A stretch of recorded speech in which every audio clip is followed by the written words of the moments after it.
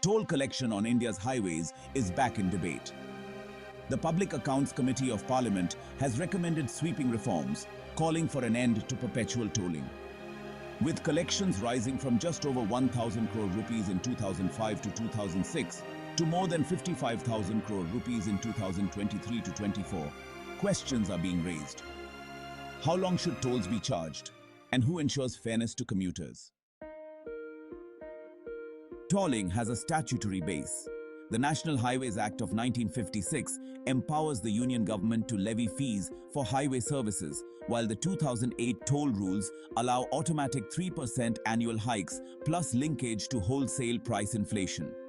Tolling models include build, operate, transfer, toll, operate, transfer, and infrastructure investment trusts. But since a 2008 amendment, tolling can continue in perpetuity even after full recovery of costs. The PAC, headed by MP K.C. Venugopal, has flagged three major concerns. First, perpetual tolling burdens commuters indefinitely. Second, there is no independent regulator to evaluate whether hikes are justified. Third, despite FASTags, malfunctioning scanners and queues still cause congestion. The committee warned that tolling has become a regime of perpetual taxation rather than a fair cost recovery mechanism. FASTags were introduced to plug leakages and ensure seamless travel. Today, adoption exceeds 95%. Yet problems persist. Scanners often fail, recharge options are limited, and enforcement is uneven. The PAC has recommended on-location centers for top-up and stronger grievance redressal systems to restore commuter confidence. So, the Ministry of Road Transport has, acknowledged the PAC's concerns. They've actually commissioned a study with NITI Aayog to revise the tolling framework. The new study will take into account road damage caused by heavy vehicles, vehicle operating costs, and, public willingness to pay. This really shows a shift from just revenue maximization to a more service-linked tolling approach. So, reforms are necessary for three reasons. First, equity demands that commuters not be taxed indefinitely.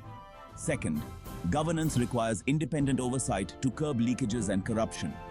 And third, efficiency calls for performance-linked tolling where charges are tied to service quality. Globally, countries end tolling once costs are recovered. India must align with such best practices. Supporters of perpetual tolling argue that, costs never really end. Roads deteriorate quickly under rising traffic, and surplus collections often fund new projects. Private investors in public-private partnership projects demand assured revenues. Ending tolls prematurely, they warn, could actually deter future infrastructure investment. So, the challenge is balancing public interest with financial sustainability.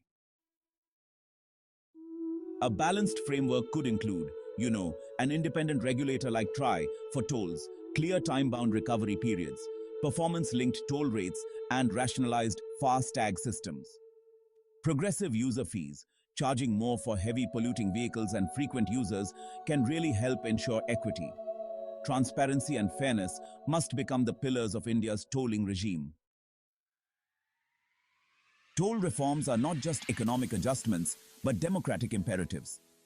With 55,000 crore rupees collected in 1 year, the need is to align tolls with service quality and fairness.